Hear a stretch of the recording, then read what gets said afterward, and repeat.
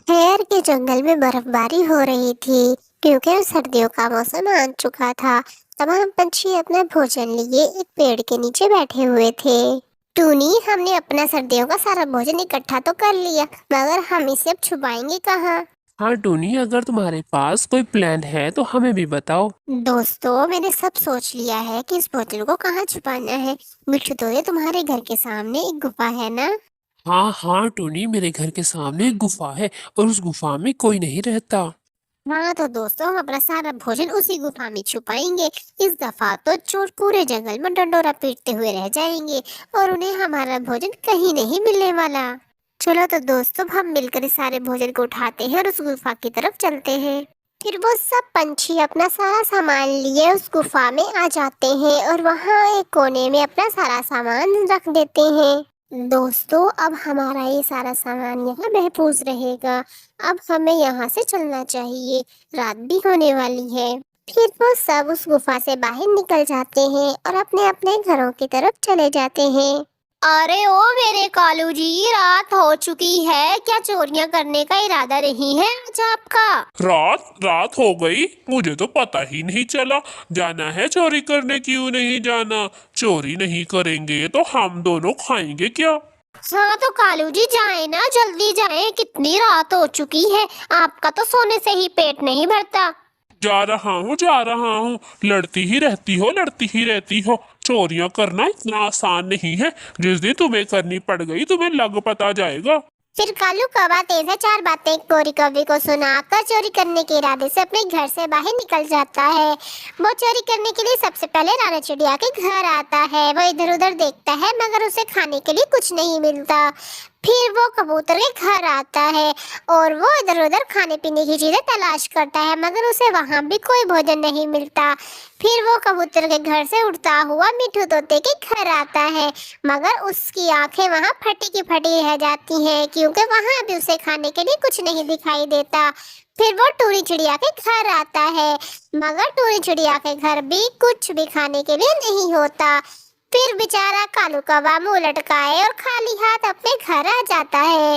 ये क्या कालू जी, आप खाली हाथ घर लौटे हैं? लगता है जो कुछ खाने पीने को मिला बाहर ही चट करके आ गए। अरे अरे नहीं गोरी नहीं। आज तो बड़ी हैरत की बात है। आज तो किसी भी पंछी के घर में खाने के लिए कुछ नहीं मिला, इसलिए मुझे खाली हाथ लौटना पड़ा है। लगता है आज हमें भूखा ही सोना पड़ेगा। कालू जी, मुझे लगता है इन पंछियों ने अपना सारा खाना कहीं ना कहीं छुपा दिया है, तभी तो आपको किसी के घर में कुछ नहीं मिला। हाँ, हो सकता है गोरी, तुम ठीक कह रही हो। मैं भी तो सोचूं ये पंछी इतने बेवकूफ नहीं है कि सर्दियां आ गई और कुछ खाने के लिए ना रखा हो इनके घर में। कालू जी, मेरे दिमाग में एक बढ़िया सा प्लान आया है। आज तो हमें भूखा पेट ही सोना पड़ेगा, लेकिन कल हम भूखे नहीं सोएंगे। फिर वो दोनों सो जाते हैं और जब सुबह होती है तो टुनी चिड़िया के घर के सामने एक कौवा एक कौवी बैठे हुए होते हैं। अरे आप दोनों कौन हो जो मेरे घर के सामने बैठे हुए हो? मैंने आज से पहले तो आप दोनों को नहीं देखा। हाँ हाँ बहन, आपने हमें नहीं देखा हुआ। हम तो आज ही इस जंगल में आए हैं। साथ वाले जंगल में हम रहते थे और कल तेज बारिश और तूफान के आने की वजह से मेरा घर टूट गया और अब हम बेघर हैं बहन। लल्लू मियाँ जी, आप किससे बातें कर रहे हैं?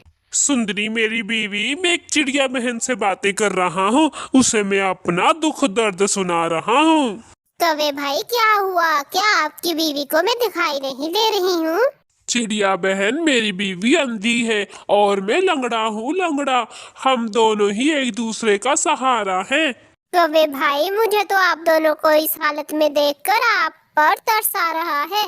रात होने वाली है, ऐसा करें आज की रात आप मेरे घर में ठहर जाएं और सुबह मैं आपका घर बनाने में आपकी मदद करूंगी।